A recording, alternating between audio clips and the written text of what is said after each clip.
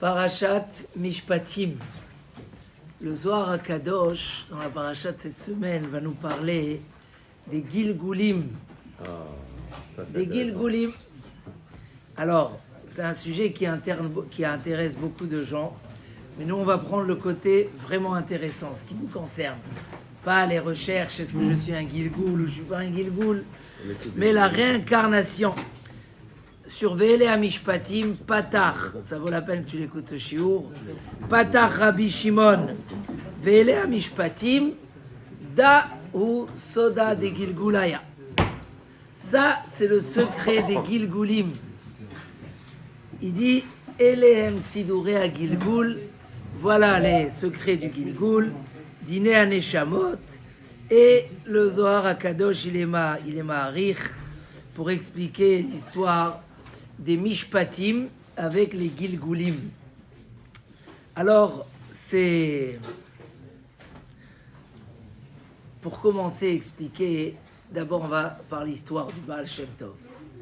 Et après on va ramener d'autres histoires. Mais on a déjà parlé de cette histoire cette semaine. On a déjà parlé de cette histoire cette semaine du Maggid Mimezrich. Dans le livre Dvarim Arevim, Ot Yutret, il dit que le Maggid Mimezrich a demandé au Baal Shem Tov de lui expliquer c'est quoi cette histoire-là. Pourquoi les Mishpatim, c'est quoi les Mishpatim? C'est les questions d'argent, l'honnêteté dans l'argent, entre un homme et un autre, entre un juif et un autre. Il lui a dit pourquoi ici ça parle des Gilgulim. Alors bien sûr, dans la paracha de cette semaine, on va beaucoup parler des règles de la halacha, chaque question d'argent, comment ça se règle, et surtout on met en garde les juges qui ne fassent pas d'erreur. Et qu'est-ce qui se passe si quelqu'un il a tué Béchogeg sans faire exprès? Tout est marqué dans la paracha de cette semaine. Alors il lui a dit, regarde, va à la forêt, il y a là-bas un beau lac avec de l'eau pure, et cache-toi là-bas et tu verras une histoire et tu vas comprendre c'est quoi les Gilgulim. Alors le Maggid Mimezrich est parti, il s'est caché derrière un arbre, et il a vu un homme qui est arrivé et qui a bu de l'eau avec son cheval. Il est arrivé son cheval, il a bu de l'eau. Et à un moment, il a dit, je suis fatigué, il s'est un peu reposé par terre. Et voilà que son gros portefeuille est tombé par terre. Et il n'a pas remarqué, il est parti. Arrive une deuxième personne, et le Maggid, il voit tout ça. Cette deuxième personne arrive, elle boit de l'eau, et puis elle trouve un gros portefeuille, elle est toute contente. Elle prend le portefeuille et elle va avec. Comment le Maggid lui a pas rendu? Arrive une troisième personne, il savait qu'il était en mission d'aller voir. Il arrive,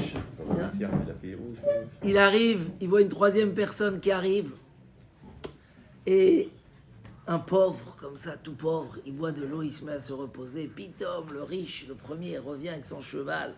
Qui a pris mon portefeuille? Et il voit le pauvre, il dit, oui, mon portefeuille. L'autre, il dit, j'ai pas vu. Il n'y a que toi qui étais là, c'est sûr que c'est toi qui l'as pris. Machin, il voit qu'il n'a pas, il prend un bâton, il le frappe, certains disent, il le tue. Et le Maggid Mimezrich dit, qu'est-ce qui s'est passé là? Il y a de l'injustice. Ce pauvre, est venu en dernier, il n'a rien fait. Et Mina Shamaï, ils m'ont fait en sorte qu'il vienne et qu'il se fasse tuer par un riche qui n'a pas. Il est revenu chez le Baal Shem Tov. Le Baal Shem Tov, il lui a dit, oui, voilà, c'est ça les Mishpatim d'Akadosh Baruch Hu. En fait, ces trois personnes étaient là avant d'être réincarnées. Et un, il avait volé de l'autre de l'argent. Il lui avait volé de l'argent. Et ils sont partis chez le juge. Et le juge, il a mal fait son jugement. Il était plus tenté pour un que pour l'autre. Et il a acquitté le voleur. Donc il y a eu ici de l'injustice. La personne avait perdu son argent. Et le juge avait mal jugé. Akadosh Baruch Hu les a refait revenir. Et ils se sont retrouvés les trois devant le fleuve. Celui qui a récupéré l'argent, c'est celui qui a été volé dans la première histoire. Celui qui l'a perdu, c'est celui qui avait volé. Et celui qui s'est fait tuer, c'était le juge qui a penché le din, et combien on fait attention à ne pas pencher le din. C'est un exemple que beaucoup ramènent,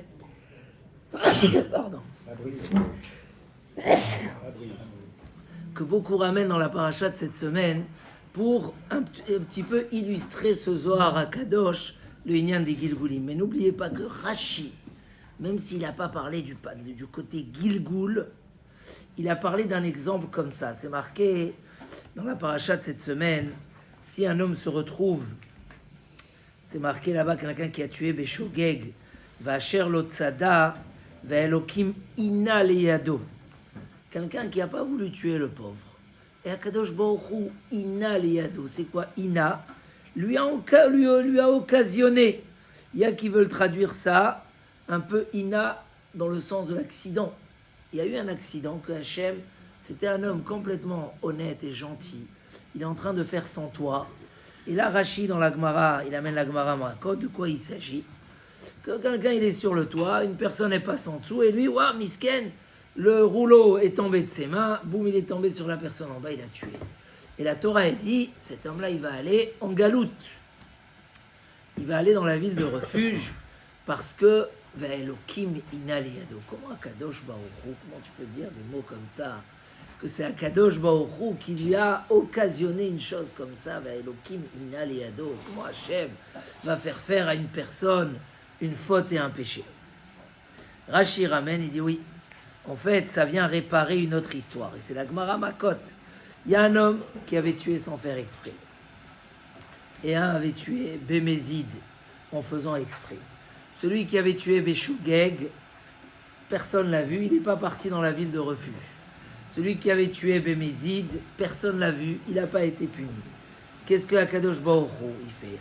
Il les ramène les deux dans le même endroit. Rachid dit pas mais Gilgoul, mais ça peut être aussi. Il les ramène dans le même endroit. Celui qui avait tué sans faire exprès se trouve sur le toit. Il a un camp déjà dans le ciel, mais il n'a pas pu le payer parce que personne ne l'avait vu. Celui qui passe en bas, c'est un assassin, un vrai assassin. Et qu'est-ce qu'il fait à Kadosh Baruch Hu? Il fait en sorte, tu entends Maxime, que celui qui est en haut, boum, sans faire exprès, il lâche le rouleau et il tue celui qui est en bas. Comme ça, celui qui est en bas a retrouvé sa punition. Et lui, il y a des témoins qui l'ont vu lâcher le rouleau et il l'envoie dans la ville de refuge. Comme ça, Rashi explique le pasouk. Il ramène même Mereshaim Yetze Resha. C'est un pasouk dans les prophètes. Mereshaim Yetze Resha. C'est quoi Mereshaim Yetze Resha? D'un rachat va sortir quelque chose de mal.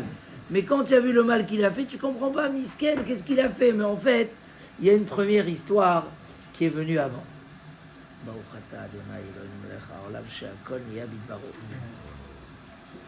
Et en fait, tout ça vient nous expliquer que dans les dîners mamonotes, il y a deux parties.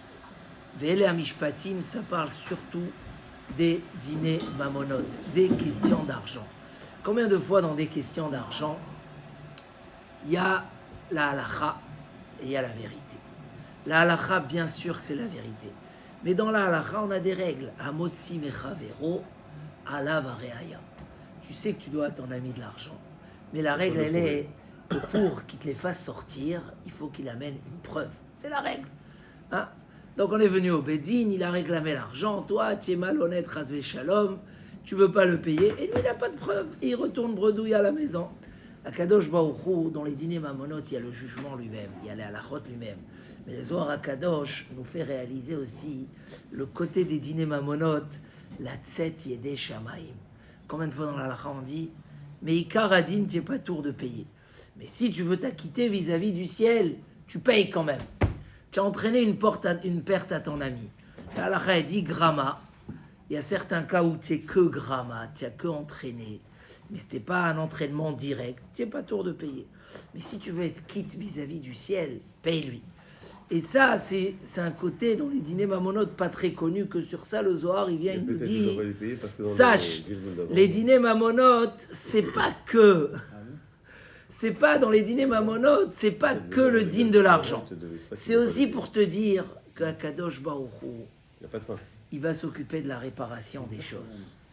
Et à Kadosh Baruch Hu, il a mesure contre mesure.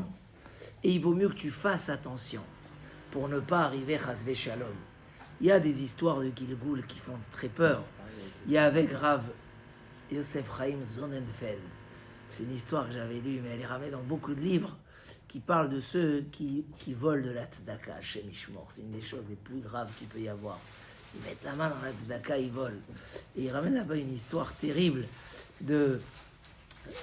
J'ai plus les détails parce que ça fait longtemps que je l'ai lu, mais Rav Yosef Chaim Sonnenfeld qui était sorti dehors et qui avait des chiens comme ça qui ont couru envers lui et qui aboyaient et qui ne voulaient pas le lâcher, etc.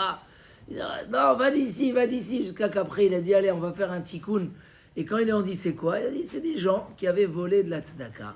Il avait expliqué pourquoi ils sont revenus à Shem Ishmor en Gilgoul dans un chien. C'est-à-dire, il y a des choses terribles qu'on n'aime pas dire, mais dans les Gilgoulim, c'est pour ça qu'on ne parle pas beaucoup de ce sujet. Mais nous, on va parler que du côté honnêteté. Hein, Rubam Bagezel. Il dit le Messilat Yesharim, il ramène cette Gemara, que la majorité des gens se font toucher dans les questions d'argent. L'argent, c'est quelque chose où on est très tenté. Après, il y a la halakha. Comme il dit Rab Shimon Shkop. Tu as entendu parler de Rab Shimon Shkop. C'est un des commentateurs les plus profonds de la Gemara. Rab Shimon Shkop, il dit, quand dans le din de la terre, on a décidé quelque chose, quand le Bedin a jugé quelque chose de honnête, Gamarnou, c'est comme ça. Si on a dit à Motsi Mechavero la Raya, est-ce que je dois dire, ah mais quand même, moi j'ai un doute. J'ai un doute. Moi, normalement, je lui ai remboursé l'argent. Lui, il vient, il me réclame une deuxième fois. Moi, je pense que j'ai remboursé. Mais quand même, je ne peux pas être sûr à 100%. Moi, j'ai du 80%. Qu'est-ce que je fais? Alors, je vais au Bedin. Le Bedin, il me dit, écoute, toi, tu penses que tu as payé. Lui, il n'a pas de preuve. Tu n'es pas tout. Est-ce que tu dois te dire quand même, peut-être que j'ai... Non, le Din Torah, il m'a dit, dans ce stade-là, tu n'es pas khayab de payer. On ne dit pas la règle habituelle que quand il y a un doute dans la Torah, tu dois être mahmir. Ça fait que d'oraïta la khumra. Non, parce que la Torah, elle a dit que quand il y a un doute dans des questions d'argent, tu le tranches sur les règles de la Torah. Nekuda. Ça, il n'y a pas de problème. Tu ne peux pas dire, ah, j'ai un doute, je vais payer quand même. Personne ne te demande de payer quand même. Pourquoi? Parce que là, l'akha dans le doute, c'est que celui qui réclame, c'est lui qui doit payer. D'accord? Mais il y a des cas où Béhémet, on a un vrai doute. Ça veut dire que ce n'est pas lui qui nous réclame. C'est nous qui pensons que peut-être on n'a pas assumé notre devoir. Dans ce cas-là, il faut être marmire. Là, dans ce cas-là, la tset idée shamaim, il faut essayer tout le temps. Et donc, explique Rav Tzadok à Cohen que en dehors de ce qu'il y a là, les mishpatim dans la Torah, il y a comme ça, il dit que, on va voir dans la paracha, il y a une belle bracha. Kol hamachala asher samti bemitzrayim, lo asim alecha ki ani Hashem rofecha. Que tous les maladies qu'il y avait en Égypte, je ne les mettrai pas sur toi. Pourquoi? Parce que je suis ton Dieu guérisseur. Il dit Rabbi Tzadok à Cohen, c'est quoi le pshat? C'est qu'en Égypte, les Égyptiens ont reçu ces coups pour être punis. Mais Akadosh Baruch Hu, quand il punit une personne, c'est pas pour le punir.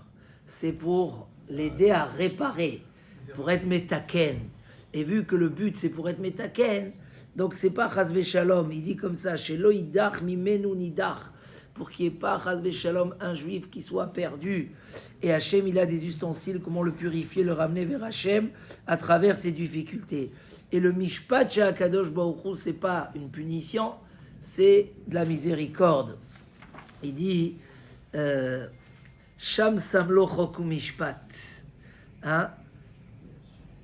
La différence entre les jugements qu'il y a dans les règles qu'il y a de l'État, les règles qu'il y a dans une société, c'est que les règles sont mises pour arranger les problèmes de la société.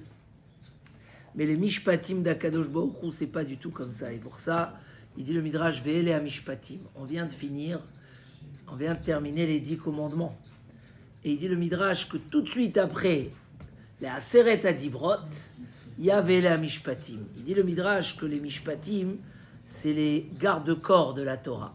Avant Matan Torah, on a eu dans Mara, Sham Samlo Choku Mishpat.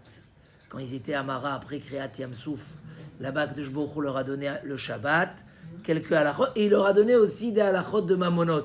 Et juste après Kabbalat Torah, on a donné les Mishpatim. Pourquoi le Mishpat, c'est le garde-corps de la Torah? Alors, la Pashtout, c'est parce que les Mishpatim de la Torah, c'est pas un arrangement de société, c'est pas un feu rouge pour s'arrêter, pour laisser l'autre passer, c'est la profondeur des choses. Donc, à travers le jugement, c'est comme ça qu'on met la Torah dans la vie. Donc, quelque part, le Mishpat, c'est celui qui établit les règles de la Torah. Mais il dit, d'après ce pshat-là, c'est ça. C'est que Akadosh Baruch Hu veut que le Ben Israël, il arrive à traverser sa vie dans l'accomplissement de la Torah. Et il ne veut pas avoir cette angoisse, Chas v'Shalom, Zesod Agil Goulim. Qui c'est qui veut entendre parler de ça? C'est Et donc c'est pour ça que Akadosh Baruch Hu, il a mis un système de mishpat, que toute chose revient à sa place. Et c'est un grand message dans la vie. Des fois, je vois dans les disputes qu'il y a, que ce soit dans les questions de divorce, Hachem Ishmor, ou dans les questions d'associés, des fois, une fois qu'il y a une séparation, Gamarnou, les gens ils regardent plus qu'ils étaient mariés pendant 20 ans, qu'ils ont des enfants ensemble, ou qu'ils ont fait des bonnes affaires ensemble. Baruch Hashem, ils ont réussi à démarrer la vie ensemble. Alors Gamarnou, on se doit un respect et on essaye de s'en sortir, comme on dit, à l'amiable. Les gens, c'est pas comme ça. Dès qu'il y a une séparation, ça y est, ils deviennent gourmands d'argent et ils essayent d'écraser l'autre et de tout prendre. Et des fois, on est étonné, on dit comment l'injustice comme ça peut être dans le monde. Ils vont devant le juge. Le juge dit comme ça, tu vas payer tant. Tu vas payer tant, tu vas machin, etc. À la fin, qui c'est qui gagne? C'est le Hémet. Même si au début, des fois, on a des choses qu'on a l'impression que... qui c'est qui gagne? C'est le Hémet. C'est la vérité qui gagne toujours. Et un homme qui veut être Hémet, il doit craindre de rien. J'ai vu une histoire là qui s'est passée. Mamache, au début, il y a un qui a essayé de tout prendre à l'autre. Mamache. Et le pauvre, l'autre, il était perdu. Et c'est passé dans le jugement. Mais un an après, tout a été renversé. Et il m'a dit, Mamache, je vois que moi, Kadosh Baruch Hu, même ce que j'ai perdu, c'était parce que Kadosh Baruch Hu, il voulait que j'accepte la situation. Kadosh Baruch Hu, il voulait que il y avait une situation vraiment où il fallait faire des choses. Et il dit, jamais j'aurais accepté. Hachem Ishmor, où ça aurait pu aller. Si elle fait Kadosh Baruch Hu, il m'a... Mais au final, il m'a tout rendu et je suis sorti le gagnant le plus fort, etc. Ça veut dire, voilà ce message un petit peu. Sham Samlo Choku Mishpat. Il dit que Kadosh Baruch Hu s'inquiète de la neshama de chaque Ben Israël, que Chaz Veshalom, il ne se perde pas. Et il lui amène des opportunités à faire tchouva, il lui amène des opportunités à réparer. Combien d'histoires sont racontées, le Harizal, des gens qui devaient, que Kadosh Baruch Hu, il a fait en sorte que lui, il vient, il se marie avec celle-là, et que comme ça l'argent il retourne chez celle-là, etc. Mais quand quelqu'un il est dans le Derech HaYashar, dans le Derech HaTorah, il a deux garde-corps, les deux Elé Mishpatim. Si tu fais ton din en bas, on ne te fait pas ton din en haut. Comme ça, il dit le Midrash sur la paracha. Un homme n'a pas besoin ni d'être puni, ni d'être orienté dans des chemins difficiles pour réparer ce qu'il doit réparer, s'il est dans le Hémet et dans le Derech HaTorah. Donc tout de suite après qu'on a reçu les Aseret Adibrot, on dit tout de suite que voilà, le garde-corps, c'est la halacha.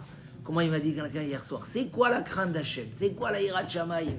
C'est quoi? Il a commencé à faire des philosophies. Je lui ai dit d'abord la halacha.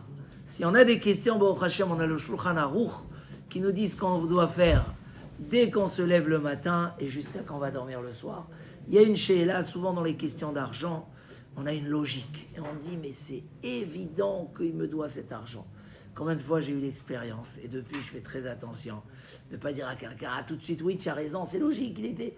Non, le Beddin, des fois, complètement à l'envers. Din Torah, il ne te doit pas cet argent. Et il vaut mieux que tu acceptes ce qu'il te donne, parce que si tu vas en Din Torah, et qu'il faut faire ça d'après la Chaï, il ne te doit rien. Ah bon, il ne me doit rien? Oui, c'était pas un prêt d'argent, c'était une affaire, et l'affaire, elle a été perdue, il ne te doit pas d'argent. Ah, il veut te rembourser une partie, prends-les, Bessimra, s'il veut le faire de propre gré. Mais Alpi Halacha, peut-être qu'il n'est pas chayav. Les mishpatim de la Torah, c'est pas juste une logique avec intérêt ou des choses. C'est la profondeur du Hémet. Et quand on suit le Hémet, par un qu'Akadosh Baruch Hu nous aide, que Chaz Veshalom on fasse pas d'erreur. Mais même si Chaz Vechalila, une fois on a fait une erreur, il nous aide à la réparer le plus vite. Et qu'on n'ait pas besoin de la réparer de l'autre manière. Mais en tout cas, c'est ça le message quand le Zohar HaKadosh il dit Ve'ele HaMishpatim, il y a ici le secret des Gilgul, c'est nous dire que Hachem nous a donné des lois et il fait en sorte que chacun puisse réparer, être dans le Hémet, et que s'il n'a pas fait, alors l'amener à travers des chemins un peu plus compliqués à sa réparation et à son Hémet. Bezrat Hachem, Chazak, Chazak, Venit Chazak.